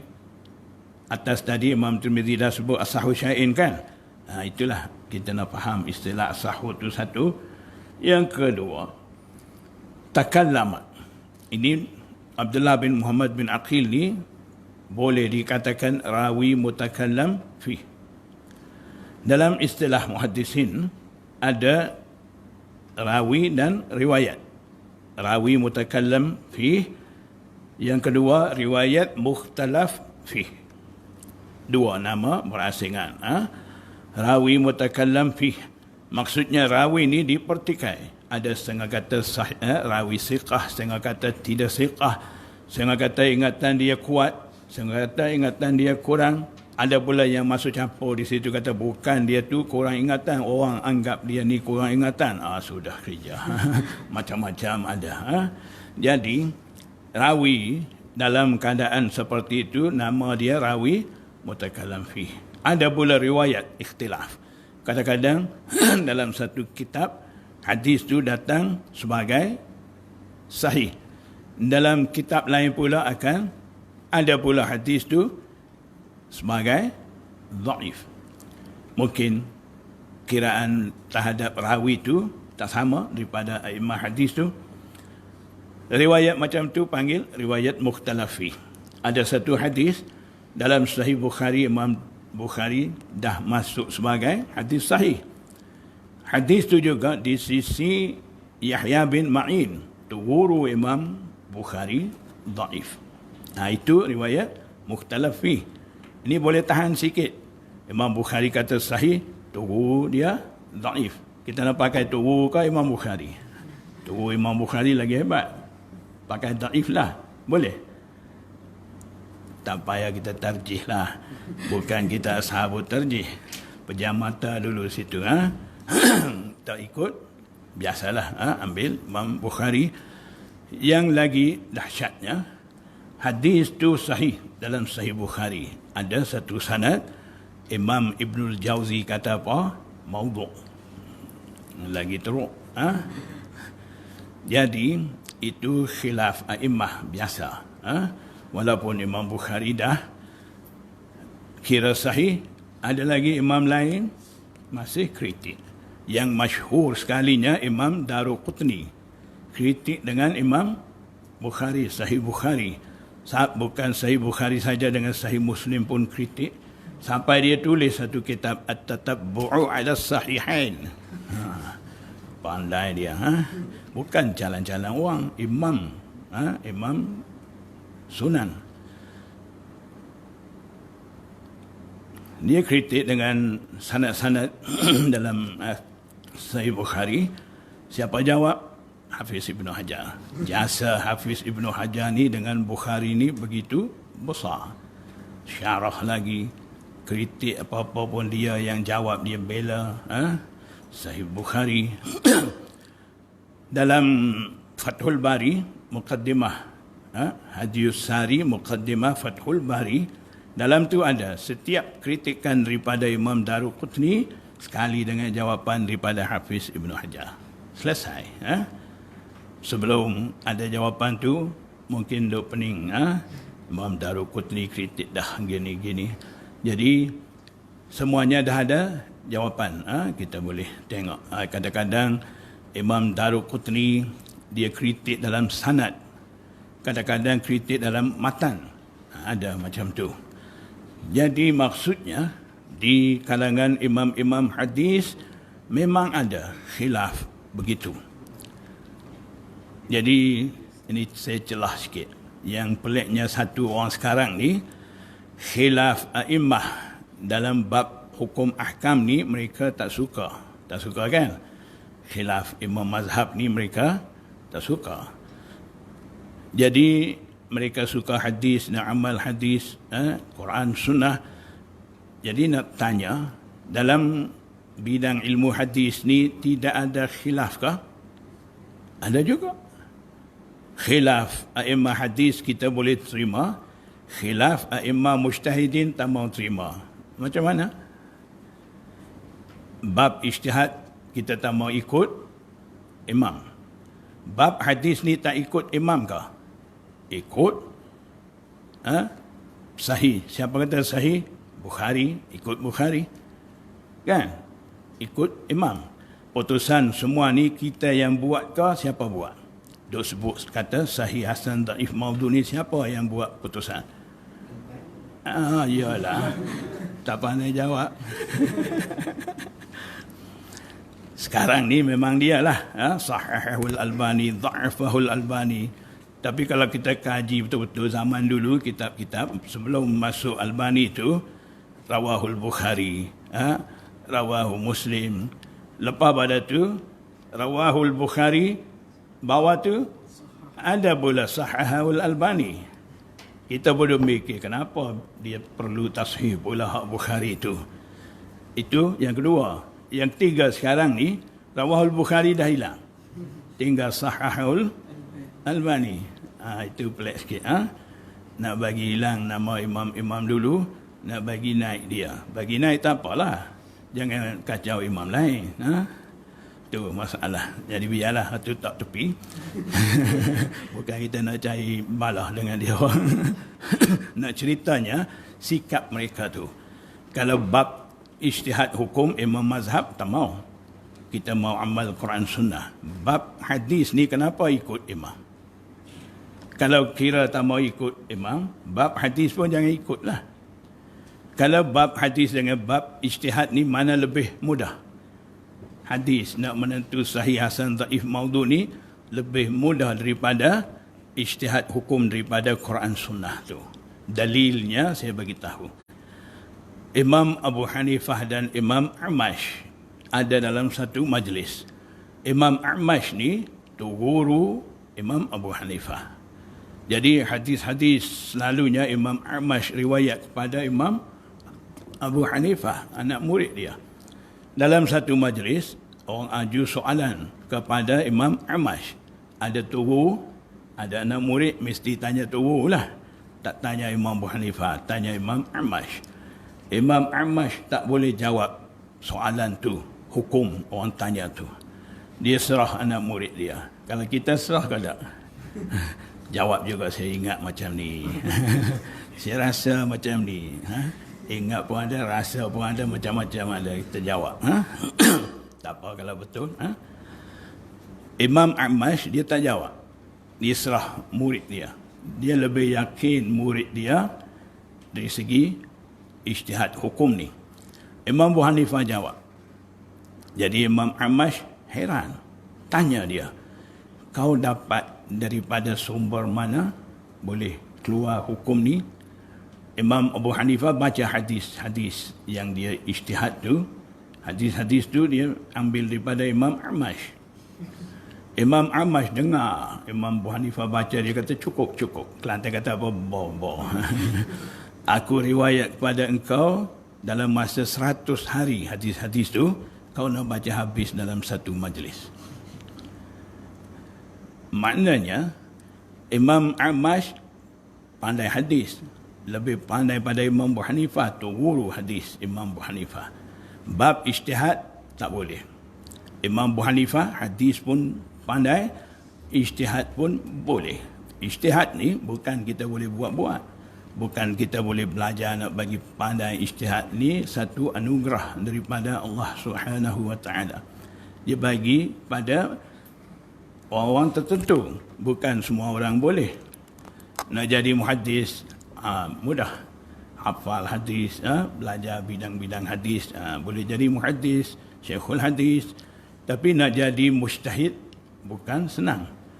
Setiap mujtahid mesti muhaddis. Setiap muhaddis tidak semestinya mujtahid. Hafiz Ibn Hajar tidak muhaddis, syarah Bukhari. Mujtahid ke? Tak. Dia ikut mazhab Syafi'i. Imam Nawawi, siapa tak kenal? Kalau Malaysia budak pun kenal. Arba'in Nawawi dah orang kenal dah kan? Betapa hebat ilmu dia, tafsir, hadis, fiqh, apa semua dia pandai. Dia tu mujtahid ke? Tulis syarah Sahih Muslim. Ikut ijtihad Imam Syafi'i juga. Imam Badruddin Aini tulis syarah Bukhari juga, Umdatul Qari. Mujtahid ke? Adakah mereka kata kita ni dah boleh syarah Bukhari Muslim dah? Kita mau amal Quran Sunnah saja. Tak mau ini Imam Abu Hanifah, Imam Syafi'i ini sibuk-sibuk. Buat apa ni? Ada?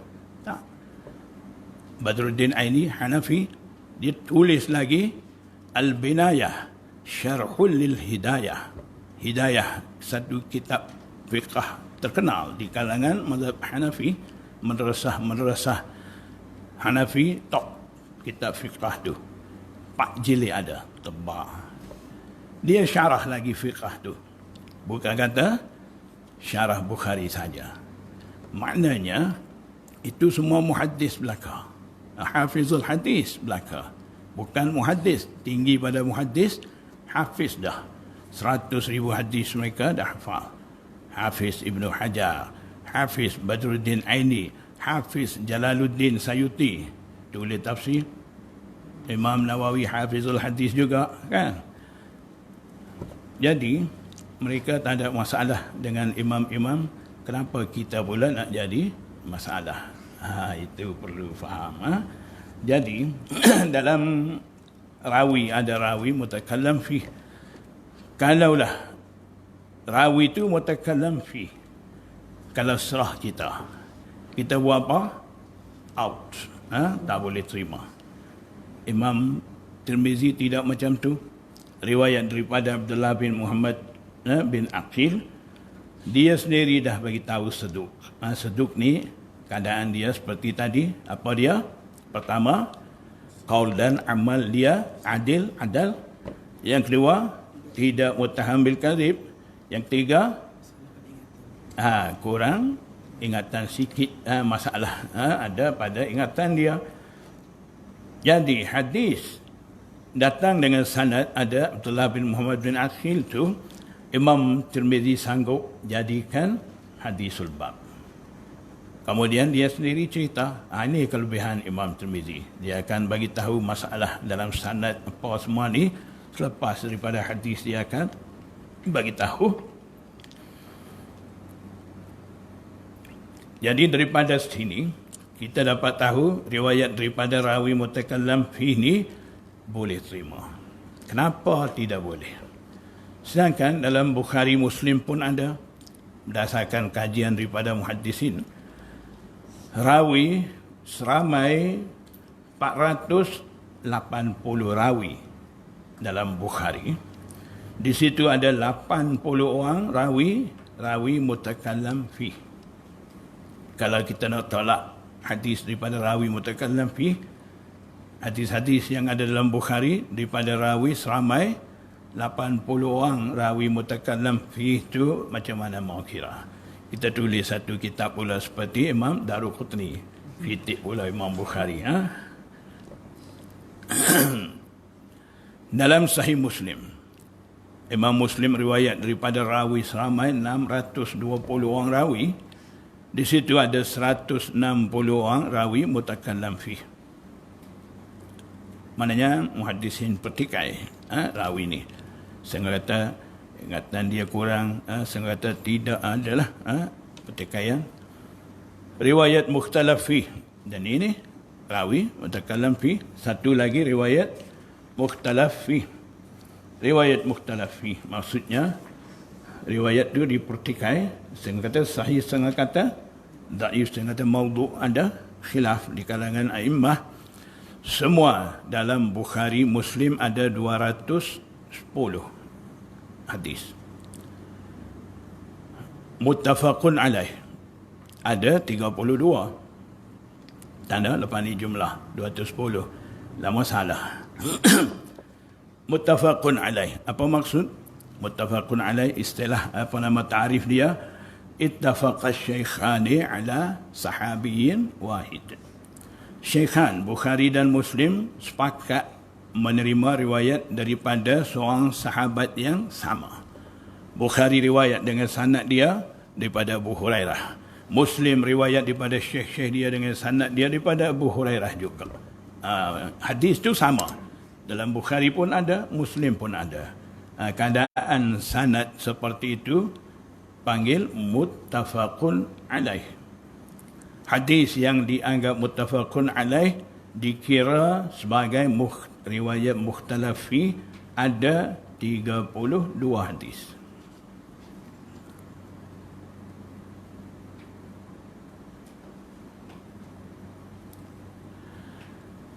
Dalam Bukhari riwayat mukhtalaf fi ada 78.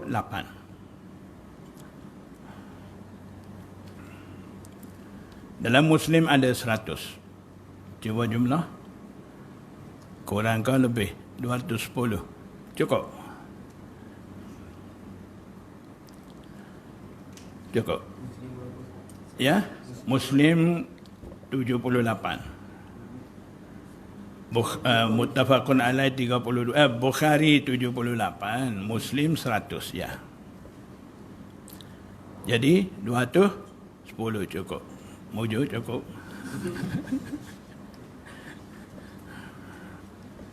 Begitulah.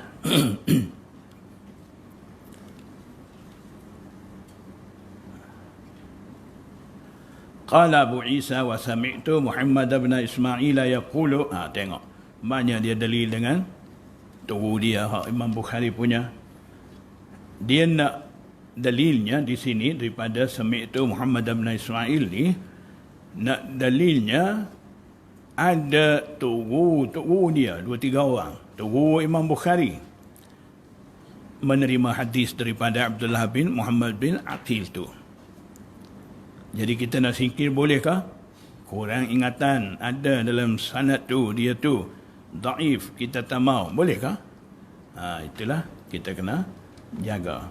Imam boleh terima, kita terima saja. Jangan kita tunjuk pandai di situ dengan hanya kita tahu sahih daif 2-3 istilah tu, jangan masuk campur di situ.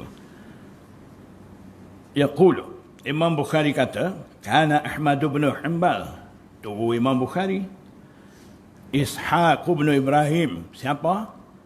Ishaq bin Rahway, seorang imam dalam mazhab Zahiri. Kita akan jumpa lepas ni dalam Sunan Tirmizi, di mana sahaja ada pandangan a'immah, di mana sahaja ada Ahmad, di situ ada Ishaq. Kadang-kadang ya terlalu sikit sangat dua tu jadi ikhtilaf. Sebab apa dua tu ada sama? Imam Ahmad bin Hanbal pun banyakkan amal zahir hadis. Imam Ishaq pun ke arah tu. Jadi Ishaq bin Ibrahim imam dalam mazhab Zahiri, tak boleh pakai gitu. Kita ni mazhab Syafi'i, jangan begitu. Imam Bukhari punya tu guru, haddatsana Ishaq bin Ibrahim, banyak dalam Bukhari. Kita akan jumpa. Wal Humaidi, Humaidi tu Imam Bukhari. Kita buka kitab Bukhari, mula-mula babu bada'il wahyi, haddatsana al-Humaidi, dia dulu. Tuhu Imam Bukhari, berapa orang? 3 orang. Yahtajuna, bukan yaktubuna, berhujjah. Bukan kata menerima hadis, mengambil tulis hadis daripada Abdullah bin Muhammad bin Aqil, tidak setakat tu. Yahtajuna, mereka berhujjah, maksudnya jadikan dalil dengan hadis Abdullah bin Muhammad bin Aqil tu. Qala Muhammadun, dalil lagi Imam Tirmizi. Imam Bukhari kata, wa huwa, dan dia siapa? Abdullah bin Muhammad bin Aqil tu muqaribul hadis. Ini satu istilah. Muqaribul hadis maksudnya ay hadisun yuqaribu hadisa ghairihi. Hadisun yuqaribu hadisa ghairihi. Itu maksud muqaribul hadis. Maksudnya hadis datang riwayat daripada Abdullah bin Muhammad bin Aqil tu dekat dengan hadis datang daripada rawi-rawi siqah yang lain. Maknanya boleh terima. Itu istilah maksud muqaribul hadis. Jadi kesimpulannya di sini sekarang kita dapat faham, walaupun rawi Abdullah bin Muhammad bin Aqil tu saduq, maknanya ingatan dia kurang sikit, Imam Tirmizi terima hadis dia, jadikan hadis bab. Lagi-lagi tuhu dia berhujjah dengan hadis Abdullah bin Muhammad bin Aqil tu. Kita akan jumpa dalam bab-bab lain. Ada pula riwayat daripada Abdullah bin Muhammad bin Aqil. Di situ Imam Tirmizi akan sebut, qala Abu Isa, hadza hadisun hasanun sahihun. Maknanya, walaupun kurang ingatan, dia sebut lagi hasan sahih. Sebab apa? Kurang ingatan ingatan tidak ada pada tahap tertinggi seperti mana saya dah bagi tahu tadi, Imam Tirmizi lah letak hasan. Awwalu man qasamal ahaditha ila salasati aqsamin huwal Imam Tirmizi. Dia sahih, hasan, dhaif. Dialah mula. Jadi yang dia kata sahih itu hasan sahih seperti mana dia datang dengan dua sanad, satu hasan, satu sahih. Itu kita faham. Qala Abu Isa wa fil babi an Jabir wa Abi Sa'id haddatsana Abu Bakr Muhammad bin Zanjuwaih al-Baghdadi wa ghairu wahidin. Ghairu wahid kalau kita terjemah macam mana? Bukan satu. Maksudnya bukan seorang. Bukan seorang apa makna? Sabutlah, ramailah kan. Tapi apa kita nak buat? Memang istilah Imam Tirmizi guna begitu. Wa ghairu wahidin maksudnya Abu Bakar dan yang lain-lain. Kalau istilah kita gitu kan, yang lain-lain. Maknanya masih ada lagi rawi lain riwayat kepada kami. Maksudnya ramailah. Ghairu wahidin maksudnya ramai lagi. Ataupun dan lain-lain. Qala haddatsana al-Husain bin Muhammadin qala haddatsana Sulaiman bin Qaumin kah? Karmin. Di sini wow. Karmin. An-Nabi Yahya al-Qattatu. Tu lagi sini. An-Nabi Yahya al-Qattati lah kan. Al-Mujahidin an Jabir bin Abdullah radhiyallahu anhuma qala qala Rasulullah sallallahu alaihi wasallam miftahul jannati salatu wa miftahus salatil wudu. Di sini tambahan ada wudu.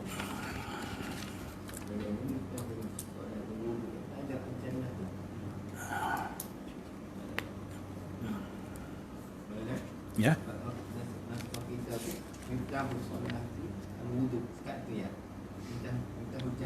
Tak ada. Ya. Kita sambung lah ni. Babu ma yaqulu idza dakhala al-khala, insya-Allah. Sambung pula. Ya. Minggu depan masuk jamban. Minggu sekali lagi baru keluar. Lama duduk dalam jamban. Jadi saya nak tanya sikit dengan ramai-ramai ni, tak apakah cara kita macam-macam ni? Tutup.